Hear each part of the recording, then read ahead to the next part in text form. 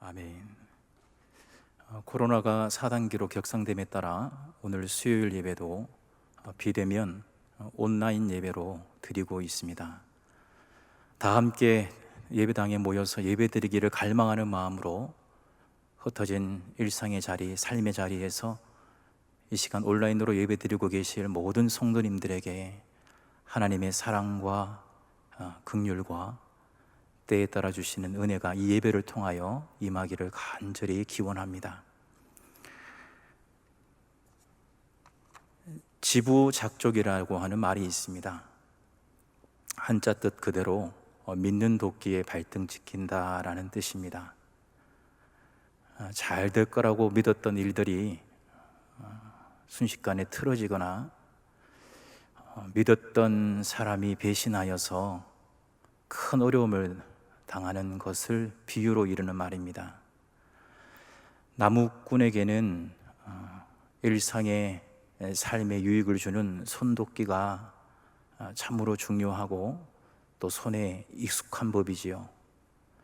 손에 익숙했던 나무꾼에게 있어서의 손도끼가 어느새 나의 발등을 찍는 그런 어려움을 당했다는 것입니다.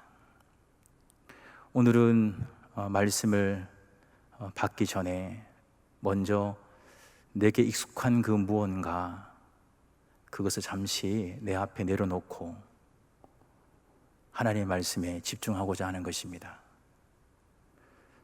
나무꾼에게는 손도끼가 없이는 생활을 영위할 수가 없지요. 반드시 있어야 할 것입니다.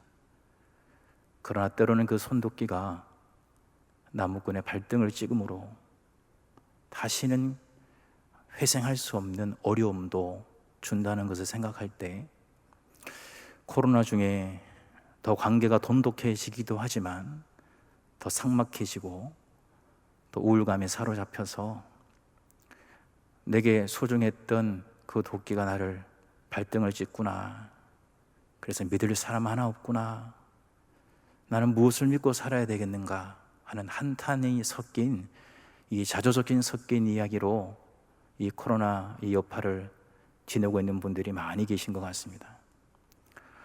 그런 분들일수록 오늘 말씀에 더욱 집중하시면 좋겠습니다. 오늘 말씀 6절에 보면 애굽은 본래 이스라엘 족속에게 갈대 지팡이라 이렇게 표현하고 있습니다. 이스라엘, 엄밀히 말하면 남유다입니다. 남유다에게 애굽은 갈대 지팡이와 같다.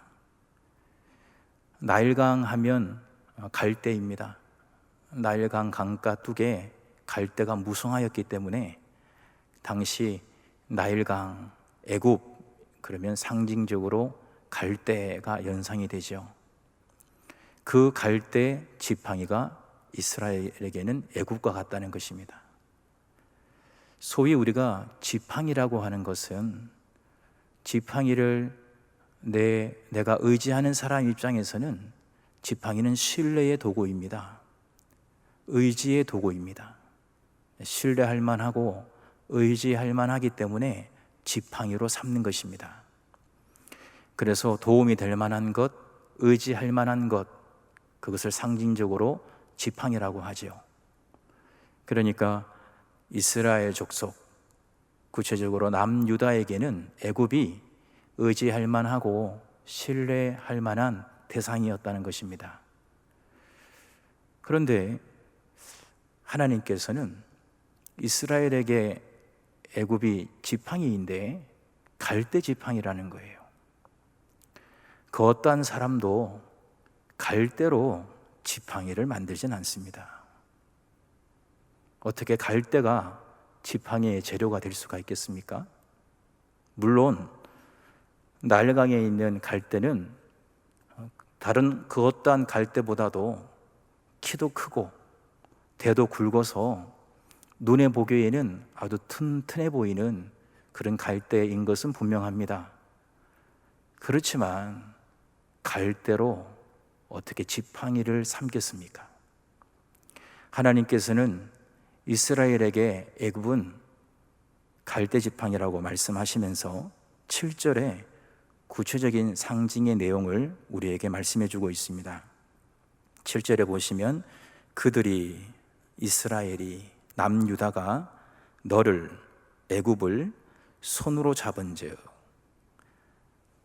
애굽이 부러져서 그들의 모든 어깨를 찢었고 그들이 남유다가 너를 의지한즉 애굽을 의지한즉 애굽이 부러져서 이스라엘 남유다 모든 허리가 흔들리게 하였느니라. 그렇습니다. 결단코 갈 때는 지팡이로 삼을 수가 없는 것이죠. 사실 애굽은 전통적인 강대국입니다.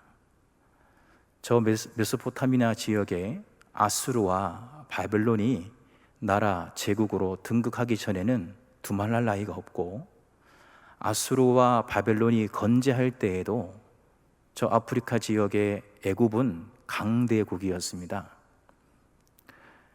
강대국이라고 하는 것은 군사적인 것만 말하는 것이 아니라 경제적으로나 정치적으로나 여러 가지 다방면에서 많은 나라의 선두주자의 열강의 주도권을 잡은 그런 나라였습니다. 그래서 구약 성경을 읽어 내려가다 보면 이스라엘 백성이 힘들 때나 어려울 때나 고통스러울 때 종종 애굽을 의지하는 것을 우리는 자주 보곤 합니다. 그런데 하나님께서는 그것이 갈대 지팡이를 의지하는 것과 같다라고 말씀하시는 것입니다. 여기 손으로 잡은즉, 이것을 구체적으로 유사어를 반복하면서 너를 의지한즉이라고 표현해 주고 계신데, 여기 의지한즉이라고 하는 단어, 샤안이라고 하는 단어는 자주 쓰여지는 용례는 하나님의 백성 선민들이 하나님을 신뢰할 때 이 단어를 자주 썼습니다. 하나님을 신뢰하고 하나님을 의지하며 하나님의 도움을 구할 때 하나님의 백성들이 샤안이라고 하는 단어를 자주 쓴 단어입니다. 그런데 이 샤안이라고 하는 단어를 애굽을 의지하는데 이 단어를 쓰고 있다는 것은 우리가 눈여겨볼 대목입니다.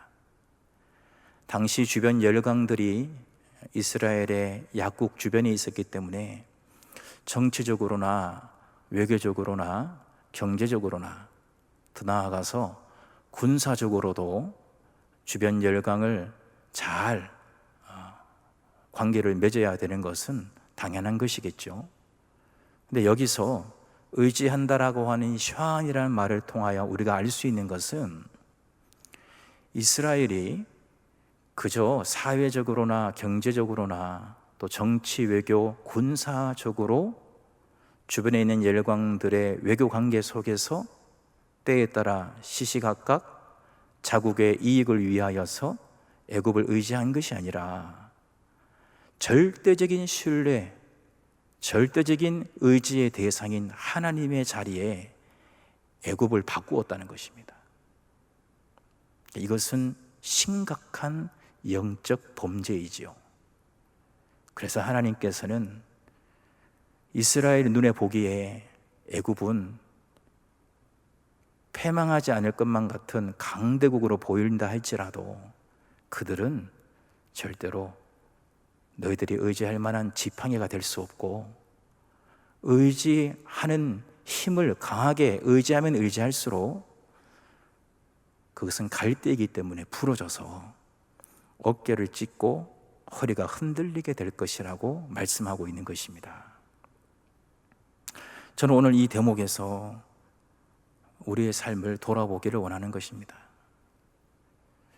참으로 어렵고 힘들 때일수록 우리의 믿음이 더 정금처럼 연단되어져서 좌로나 우로나 하나님이 아니 계시는 상황 같이 느껴질 때에도 나를 정금처럼 연단하셔서 하나님 앞에 다시 귀로 듣기만 했던 하나님을 눈으로 보는 그런 영적인 새로운 역사를 경험하리라 마음 먹고 믿음으로 정진하는 분들도 참 많이 계시지만, 상황이 어렵고 우리 눈에 현실적으로 다가오는 이 전염병의 창고라는 이 시기에 우리는 나도 모르게 하나님이 아닌 그 무언가, 의지하면 의지할수록 도움이 될 것 같고 또 신뢰하면 신뢰할수록 나에게 큰 유익을 줄 것만 같은 이스라엘에게 애국과 같은 그런 그 무언가를 내 주변에 설정해 놓고 살아가고 있는 것은 아닌지 돌아보기를 원하는 것입니다. 애굽의 나일강 강둑에 있는 갈대는 설교 모두에 말씀드린 대로 크고 대가 굵기 때문에 지팡이로 쓸 수 없지만 그것을 지팡이로 쓰는 순간 그 갈대가 꺾이면서 다른 어떤 갈대보다도 날카롭게 갈라지면서 그걸 의지했던 사람의 팔이나 옆구리, 심지어 가슴과 심장을 향하여 부러진 대가 굵은 갈대가 파고 들어오므로 큰 어려움을 당하는 그런 사례가 종종 있었다고 합니다. 그렇습니다. 남유다가 애굽을 의지하는 것은 하나님의 뜻이 아니었습니다.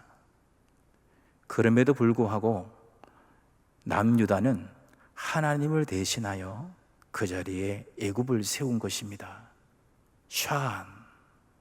하나님을 절대적으로 의지해야 되는데 애굽을 절대적으로 의지한 것이죠. 역사적으로 보면 시드기야 왕은 하나님의 말씀을 어기고 바벨론에 항복하기보다는 애굽을 따랐습니다. 그들의 위기를 애굽이 도와줄 것이라고 확신했습니다.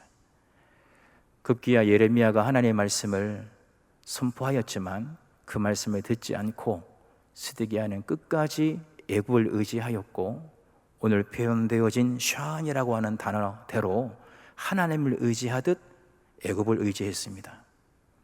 그래서 하나님의 진노를 싸서 시드기야는 한 나라의 왕임에도 불구하고 눈이 뽑힌 채로 노예처럼 끌려가는 그런 참혹한 멸망을 자초하게 되었습니다. 하나님을 대신하여 의지하는 모든 것은 사실상 갈대 지팡이에 불과하다라는 것입니다. 그런데 왜 하나님께 선택받았던 이스라엘, 남유다는 왜 애굽을 갈대 지팡이라는 것을 깨닫지 못하고 의지하였을까요? 우리가 오늘 이 말씀을 들으면서도 당연히 갈대 지팡이는 의지해서는 안 된다는 것을 알만한 사람은 다 알죠. 그러나 우리 하나님께서는 남유다에게도 똑같이 말씀하고 있는 것입니다. 왜냐하면 북이스라엘이 멸망당할 때 남유다는 지켜보았거든요. 하나님이 아닌 것을 의지할 때, 즉 갈대 지팡이를 의지할 때 처참하게 멸망당하는 모습을 남유다는 지켜보았습니다. 그런데 북이스라엘보다 더하면 더했다 할 정도로 남유다는 애굽을 의지하는데 하나님 그 이상으로 의지한 것입니다. 그 이유는 첫째, 아무리 생각해보고 아무리 보아도 애굽은 참으로 보암직했습니다. 애굽의 바로왕은 그 스스로가 이렇게 표현했습니다. 에스겔 29장 3절에 보니까 스스로 이르기를 나의 이 강은 내 것이라. 나일강, 이집트를 상징하는 강이죠. 이 강은 내 것이다. 그러니까 이 나라는 내 것이고 천하만국은 내 것이라는 뜻입니다. 내가 나를 위하여 만들었다. 이런 말을 애굽의 바로왕이 종종 했다는 거예요. 내가 만들었다. 내가 했다. 모든 것은 나를 위해서 있는 거다. 내가 이것도 만들고 저것도 만든 것이다. 모든 것이 내 발 아래에 있다. 이런 말을 밥 먹듯이 했다는 것입니다. 인본주의지요. 인본주의. 근데 이것이 이스라엘 백성에게도 통한 것입니다. 내가 만들었어. 내가 한 거야. 이것이 남유다에게도 통한 것이에요. 애굽 바로왕이 이것은 내가 한 것이라고 말할 때 아니야. 하나님이 하신 일이야. 하나님이 하셨어. 하나님이 만드신 것이야. 이렇게 신앙의 언어로 화답을 해줘야 되는데 강대국이었던 애굽의 말에 그들 또한 비신앙 언어로 화답해 준 것입니다. 철저한 인본주의, 진화론적 사고가 하나님을 따르는 이스라엘 백성들 사고에도 스며들어 왔던 것입니다. 그래서 어느 순간 생각하는 거나 마음 먹는 거나 행하는 것이 결코 하나님의 뜻과는 관계없이 약육강식, 강자만이 살아남는 거야. 좋은 게 좋은 거야. 애굽이 최고야. 우리 눈에 보이는 것이 최고야 한 것입니다. 이사야는 이것을 경고하기 위하여 이미 이사야 31장 3절에 이렇게 경고했습니다. 애굽은 사람이요 신이 아니며. 얼마나 애굽의 왕이 스스로 신으로 자처했으며 그것이 먹혀들어가지고 이스라엘 백성들도 그래 애굽이야말로 망하지 않을 영원한 나라야라고 칭송을 한 나머지 이사야가 하나님의 말씀을 대언하기를 애굽은 사람이다, 신이 아니다. 그들의 말들은 육체요 영이 아니라 여호와께서 그의 손을 펴시면 돕는 자도 넘어지며 도움을 받는 자도 엎드러져서 다 함께 멸망하리라. 이사야가 이렇게 하나님의 뜻을 전한 것입니다. 왜 애굽은 갈대 지팡이로 이스라엘이 보지 못하고 그들을 하나님을 대신하여 맞바꾸는 그 자리에 애굽을 두었을까? 철저한 인본주의입니다. 우리의 개인사 안에도, 우리의 가정사 안에도, 우리의 교회와 우리의 국가 안에도 인본주의가 싹트고 있다면 철저히 잘라내야 됩니다. 그렇지 않으면 어느 순간 그 사람, 그 가정, 그 교회, 그 나라는 의지할 수 없는 갈대로 만든 지팡인데 거기에 목숨 걸고 의지함으로 멸망을 자처하는 가정, 나라가 되는 것입니다. 그래서 교회는, 그리스도인은 항상 하나님 말씀에 서 있어야 하는 것입니다. 항상 하나님 말씀에 입각하여 생각하고 마음 먹고 행해야 되는 것입니다. 왜 이스라엘 백성이 애굽을 갈대로 만든 지팡이라고 생각하지 못하고 그렇게 전적으로 의지했을까요? 하나님 말씀을 가볍게 여겼기 때문입니다. 예레미야 38장 17절 18절에 하나님의 뜻을 예레미야가 증거합니다. 예레미야가 시드기야 왕에게 말합니다. 만군의 하나님이신 이스라엘의 하나님 여호와께서, 만군의 하나님, 이 만군의 하나님은 차바의 하나님, 눈에 보이는 물리적인 힘, 군사력도 포함되겠죠. 물리적인 힘, 군사적인 힘 더하기 자연의 힘, 자연의 힘. 비가 내리면, 천둥 번개가 내리치면 어떻게 군사들이 진군하겠습니까? 자연의 힘 더하기 우주의 힘을 포함하는 단어가 차바입니다. 차바.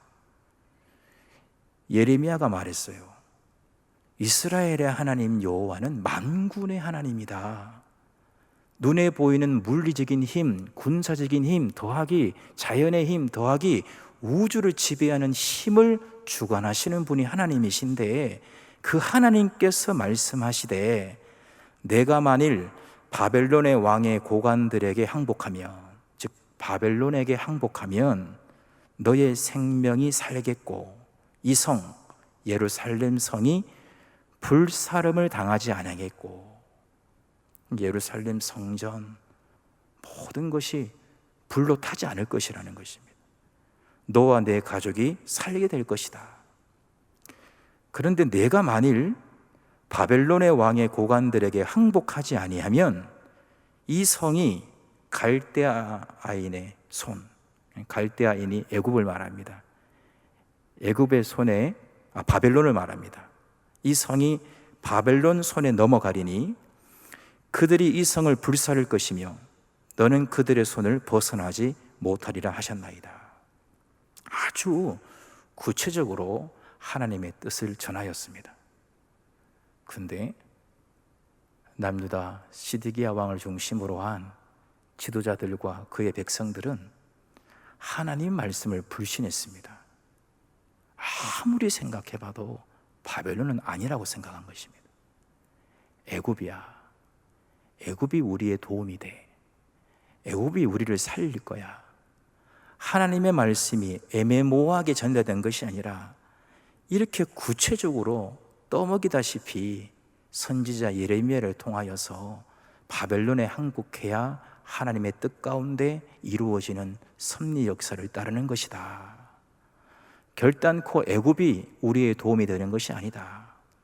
우리의 죄악으로 말미암아 하나님이 진노하셨거늘 그 진노의 심판을 우리는 바벨론을 통하여 받는 것이다.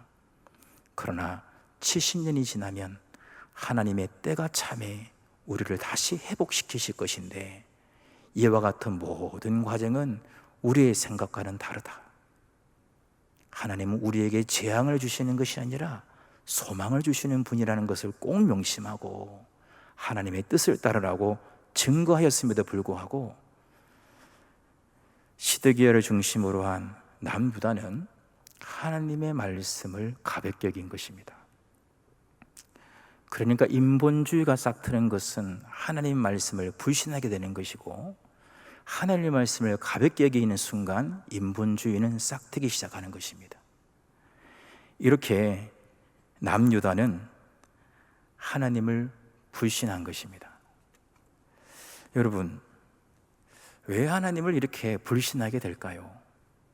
의지하면 의지할수록 부러져서 오히려 나를 찌르고 오히려 도움이 되기는커녕 나의 멸망의 원인이 되는 일인데 왜 우리는 이렇게 하나님의 말씀이 천둥처럼 울려 퍼짐에도 불구하고 잘 듣고 들을 때 믿음으로 듣고 믿음으로 들은 말씀대로 그대로 행하는 청정의 삶이 우리는 왜 준행이 잘 안 될까요?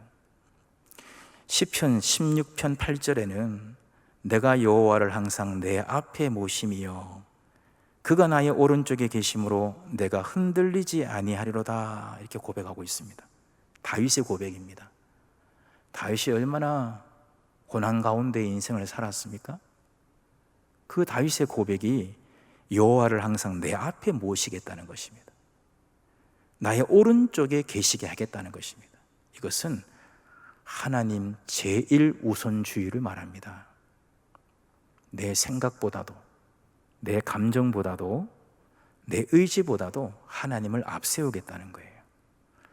우리가 왜 하나님 약속을 우리가 지키지 않고 그 약속을 어깁니까? 기분 나쁘니까 그렇죠. 우리는 감정이 상하면 기분 나쁘면 하나님 약속이고 뭐고 다 필요 없잖아요. 부부관계의 약속도 사제지간의 약속도 철석같이 믿고 지켜야 될 약속임에도 불구하고 그 약속을 어기는 이유로 가만히 봤더니 참 단순하더군요. 기분 나쁘면 어겨요. 기분 나쁘니까 안 하는 거예요. 안 해. 그냥 기분 나쁜 거예요. 그래서 우스갯소리로 한국 기독교인들 중에는 기분 나쁘면 천국도 안 간다 이런 말도 있잖아요. 하나님을 항상 앞에 모시다가 내 기분 안 좋고 기분 상하면 하나님 뒤로 비키라는 거예요. 기분 좋을 때 하나님 앞에 세우고 오른쪽에 계시게 하지만은 내 기분 상하고 내 기분이 안 좋으면 하나님 좀 비키라는 거예요. 여러분, 우리는 하나님을 대체할 수 있는 그 어떠한 의지의 대상, 신뢰의 대상은 이 세상에는 없습니다. 이 세상은 피조 세계이기 때문에 그렇습니다. 피조 세계, 만들어진 세계이기 때문에 만들어진 피조 세계를 어떻게 의지할 수 있겠습니까? 만드신 창조주를 의지해야지요. 그의 유일하신 아들을, 죄가 없으신 모노게니스 그 유일하신 아들을 이 땅에 보내셔서 먼저 우리를 사랑하셔서 죄인임에도 불구하고 예수가 그리스도시요 예수가 주이심을 고백하는 자에게 값없이 의롭다 칭함받도록 길을 열어주신 구원하신 그 하나님이야말로 우리의 의지의 대상이요 신뢰의 대상이 되는 것입니다. 시편 125편 1절 2절에 보니까 여호와를 의지하는 자는 시온산이 흔들리지 아니하고 영원히 있음 같도다 그랬어요. 여호와를 의지하는 자는 마치 시온산이 흔들리지 아니하고 영원히 있음과도 같다. 2절에 보니까 산들이 예루살렘을 두르고 있는 것 같이 여호와께서 그의 백성을 지금부터 영원까지 이렇게 두르시겠다는 거예요. 누구에게요? 하나님을 의지하는 자, 하나님을 신뢰하는 자. 히브리어 용례로 더 직역을 하면 하나님께 쫙 달라붙어 있는 자. 비바람이 불어도 어미 새 품 안에 그 품 안에 고이 안겨 있는 어린 새처럼, 어린 깎는 아기가 어머니 품 안에서 엄마의 옷자락을 꼭 잡고 품 안에 있는 것처럼 하나님께 쫙 달라붙어서 의지하고 신뢰하는 자는 하나님이 시온산이 예루살렘을 두르고 있는 것처럼 하나님이 두 팔 벌려서 하나님의 백성들을 두르시고 보호하시겠다는 것입니다. 그런 까닭에 혹시나 오늘 말씀을 듣는 분들 가운데 나무꾼에게 아주 익숙한 손도끼가 내 발등을 찍었다고 생각하며 인생을 억울해하게 생각하고 믿을 것이 하나도 없다고 생각하는 분이 혹시 계시다면 호세아 6장 1절 말씀에 의지하여 권면해 드립니다. 오라 우리가 여호와께로 돌아가자. 하나님을 대체했던 그 무언가는 갈대 지팡이였습니다. 하나님 인정합니다. 하나님 나를 용서하여 주옵소서. 이 세상에 의지할 수 있는 것은 단 한 가지도 없습니다. 하나님밖에 없습니다. 오라 우리가 여호와께로 돌아가자. 여호와께서 우리를 찢으셨으나 도로 낫게 하실 것이요 우리를 치셨으나 싸매어 주실 것임이라. 세상의 그 무언가를 지팡이로 여기고 의지하였다가 갈대 지팡이처럼 부러져서 여러분의 손발을 찔러 상처투성이 가운데 계신 분 계십니까? 회복할 수 있는 유일한 길은 여호와께로 돌아가는 것입니다. 하나님께로 돌아갑니다. 나를 용서하여 주옵소서. 우리는 더 나아가 늘 하나님께 돌아가는 것만 생각해서는 안 될 것 같아요. 하나님은 우리에게 더 큰 믿음, 바른 믿음을 원하십니다. 그리 아니하실지라도, 이것도 없고 저것도 없고 이것도 없을지라도 하나님 믿겠습니다 하는 이 믿음을 원하셔요. 다니엘 3장에 보면 다니엘의 세 친구들이 그 당시 거대 제국이었던 느부갓네살 왕이 만든 신상에 절해라. 절하지 않으면 극렬히 타는 풀무불에 사람을 던져버릴 것이다. 그러는데 다니엘의 세 친구가 이렇게 말합니다. 3장 17절부터 왕이여 우리가 섬기는 하나님이 계시다면 우리를 맹렬히 타는 풀무불 가운데에서 능히 건져내시겠고 왕의 손에서도 건져내시리이다. 지금 왕이 만든 신상에 절하지 않았기 때문에 지금 풀무불에 던짐을 당하기 직전입니다. 이때 한 번만 더 기회를 주세요. 제대로 신상에 절할게요. 그때 내가 왜 그랬는지 몰라요. 한 번 더 기회 주세요. 제대로 신상에 절할 테니까 한 번 더 기회를 주세요. 이런 말 한 게 아니라 풀무불에 던지기 직전에 한 말입니다. 그 직전에 이렇게 말했습니다. 왕이여 우리가 섬기는 하나님이 계시다면 우리를 맹렬히 타는 풀무불 가운데에서 능히 건져내시겠고 왕의 손에서도 건져내시리이다. 18절 그렇게 하지 아니하실지라도. 대단한 믿음이죠. 나는 절대로 하나님을 섬기는 사람이기 때문에 느부갓네살 왕이라고 하는 이 갈대 지팡이를 의지할 수 없습니다. 왕이시여 당신이 지금 힘이 있어서 나를 저 풀무불에 던지겠지만은 우리 하나님께서 풀무불 가운데서 능히 건져내실 것입니다. 그런데 하나님이 그렇게 하지 아니하실지라도, 즉 신상에 절하지 않은 이유로 최고의 권력자의 힘에 따라 풀무불에 던짐당하여 그저 불타 죽음을 당했다 할지라도, 하나님이 살려주지 아니하시고 그저 불타 죽어서 그거 보라, 다니엘 세 친구가 믿었던 하나님이 어디 계신가?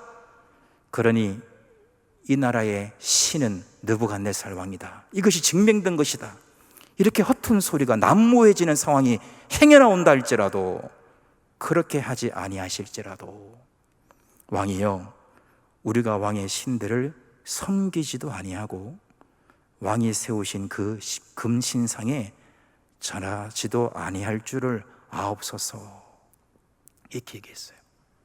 그러니까 죽으면 죽으리다지요. 그런데 풀무불에 던지지 않았습니까?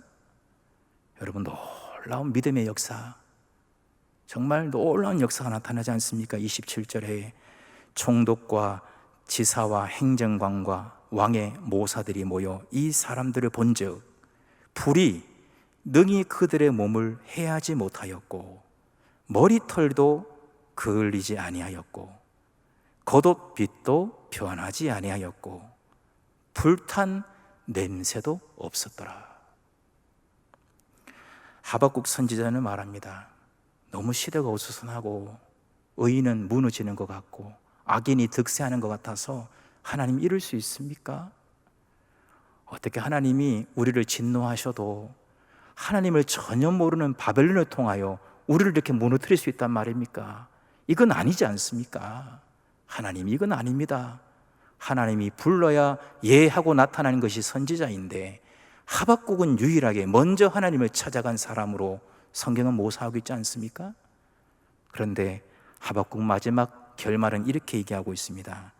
비록 무화과 나무가 무성하지 못하며 포도나무에 열매가 없으며 감람나무에 소출이 없으며 밭에 먹을 것이 없으며 우리의 양이 없으며 외양간에 소가 없을지라도, 없지만, 그래서 하나님 믿어서 무슨 소용이 있냐 뭐 그런 소리를 주변 사람들이 할지언정 나는 여호와로 말미암아 즐거워하며 나의 구원의 하나님으로 말미암아 기뻐하리로다, 이렇게 고백하고 있는 것입니다. 그렇게 하지 아니하실지라도 없지만 난 괜찮아요 하나님, 하나님 한 분만으로 좋게요, 이런 고백을 한 것입니다. 여러분 인생사, 가정사에 갈대지팡이는 무엇입니까? 의지할 만한 것입니까? 그러나 반드시 그것은 부러져서 나를 더 아프게 할 것이며 나를 더 멸망으로 자초하게 만들 것입니다. 참으로 어렵습니다. 많은 교인들이 어려워하고 있습니다. 1년 반이 넘어가는 이 전염병 가운데 정서적으로도 많이 힘들어하고 있고, 늘 월급을 받는 분들은 잘 모르시겠습니다만은 하루하루 벌어 살아가시는 분들은 거의 자기 가운데 있습니다. 이럴 때 갈대지팡이를 붙잡지 마십시오. 이럴 때 더욱 하나님을 의지하십시오. 여호와는 나의 반석이시요 나의 요새이시요 나를 건지시는 하나님이십니다.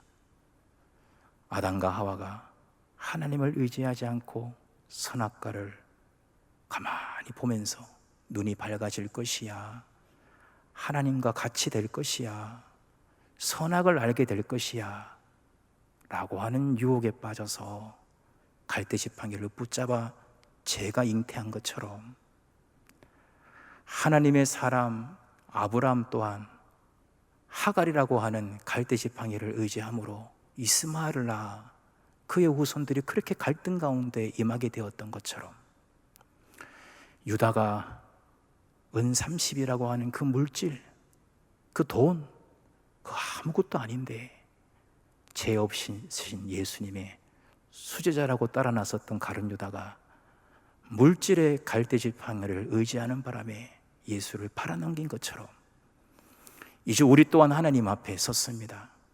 우리 가정에, 내가 속한 공동체의 갈대 지팡이는 무엇인지 다 제거하고 오직 하나님만 온전히 섬기는, 그리하여 참으로 어려운 이때에 정금처럼 나오는 그런 믿음의 사람들 다 될 수 있기를 소망합니다. 기도하겠습니다. 하나님 아버지, 우리는 의지할 것이 필요합니다. 우리는 신뢰할 만한 대상이 필요합니다. 갈대 지팡이를 다 버리게 하여 주시고 오직 하나님을 의지하는 바른 믿음, 참된 믿음, 더 큰 믿음을 허락하여 주셔서 참으로 힘들고 어려운 이때에 하나님만이 주실 수 있는 그 사랑과 긍휼과 때에 따라 주시는 그 은혜로 넉넉히 승리하며 살아가도록 역사하여 주시옵소서. 우리 주님 예수 그리스도 이름으로 기도드립니다.